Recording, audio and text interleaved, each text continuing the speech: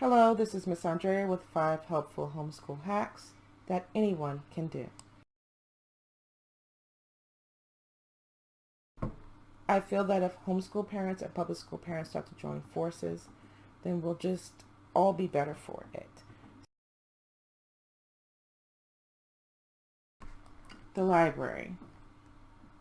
Everyone should have one, or everyone should have access to one. Garage sales are an excellent place to get novels and books to read. Homeschoolers often clear out what they're done with.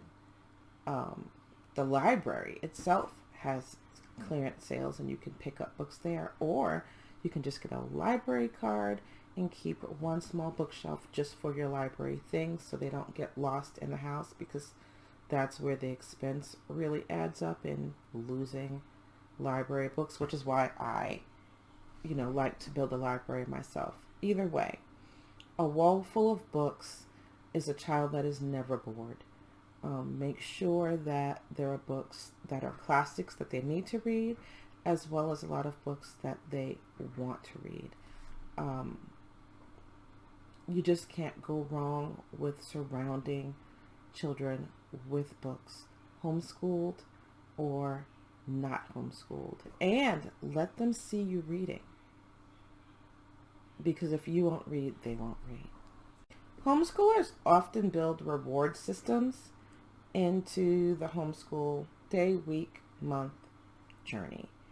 One type of reward, speaking of books, one type of reward is if you read this classic Shakespeare book, you can then read 3 manga comic books. If you finish this math worksheet in 1 hour, then you can choose what our dessert is going to be tonight. We're just not above a little bribery here and there. A spoonful of sugar kind of thing helps the medicine go down. So find things that they love and intersperse it with the things that they don't like quite so much. Once again, this works for homeschoolers, and this can work for public school parents. This can work for private school parents. Just find those things that your child likes and intersperse it in between those learning activities that kind of make your child bristle up a little bit. Eat these vegetables. You like dessert.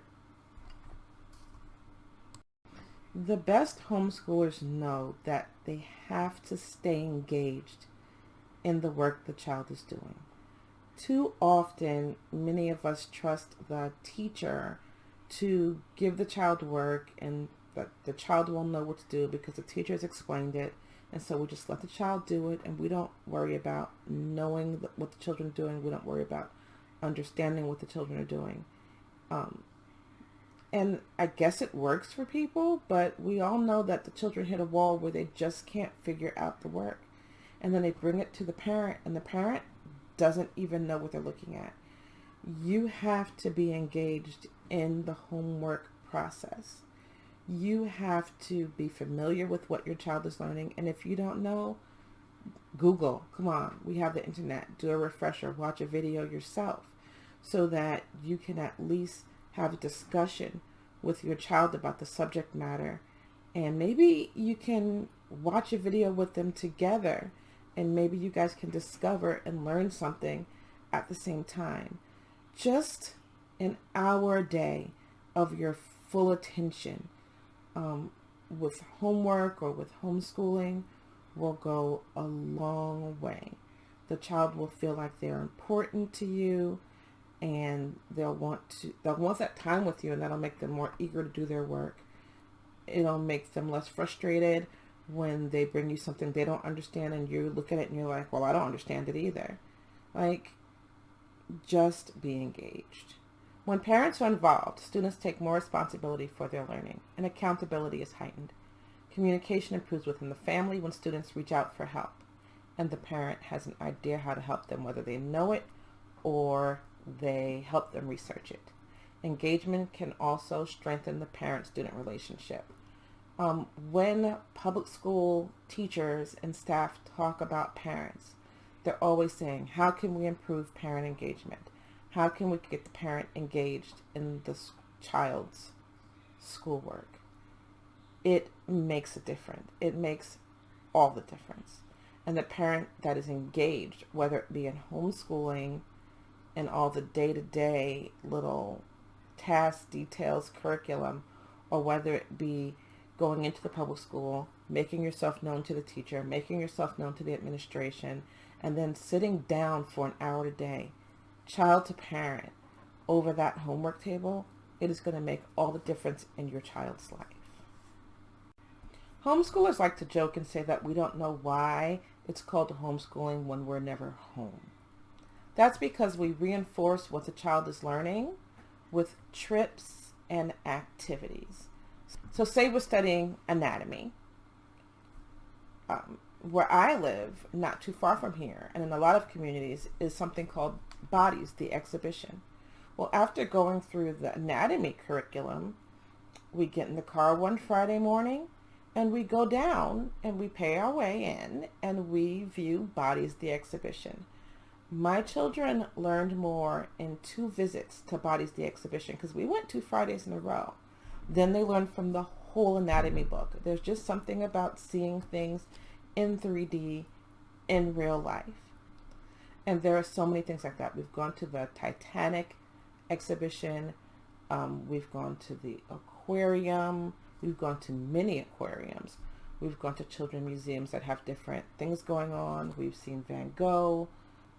We've looked at physics problems associated with roller coasters and then gone to the amusement park. There are just so many ways and opportunities within the community that you can use to reinforce what your child is learning. And when there may not be something in the community, there's always a documentary. There's always a relevant novel you can read.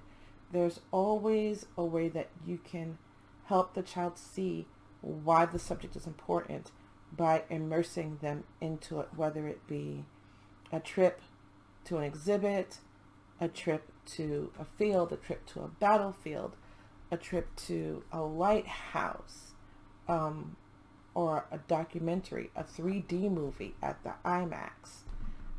Just try and think of ways to immerse your child in what they've learned, because it will pique their interest and they'll be more apt to remember and to dig in to the subject matter. Homeschoolers tend to have mentors. When we get started homeschooling, we look for someone more experienced than us, and we sit down with them. We learn what we can from them. We might change mentors over time to people who always seem more knowledgeable than us, or people who are versed at what we need at that moment. Public school parents could do well to have mentors also. Maybe there's just a family with kids 2 years ahead of yours, and that mom has time on her hands, that mom seems experienced, and that mom might have some nuggets for you. Maybe you want to get in a group of 3 to 4 parents, which is something else homeschoolers do, who have different strengths, so that you can help each other through problems. They can give you a heads up. You know, when your child hits 9th grade, they can say, hey, get your child the PSAT book and make sure they study it this summer, because you want them to take a practice PSAT in the fall, because the school's not going to tell them that they need it until 11th grade and they won't have had time to practice. So parents, public school parents, homeschool parents, private school parents, get parents in your community who are on the path with you or just ahead of you on that same path, and get mentored. And then when you have the knowledge, be a mentor. It's good for the community and it's good for your child. Don't forget to like, comment, and subscribe if you enjoy the video. Also share it with others, share it with your friends, share it with your homeschool groups, share it with your public school groups. I feel that if homeschool parents and public school parents start to join forces, then we'll just all be better for it.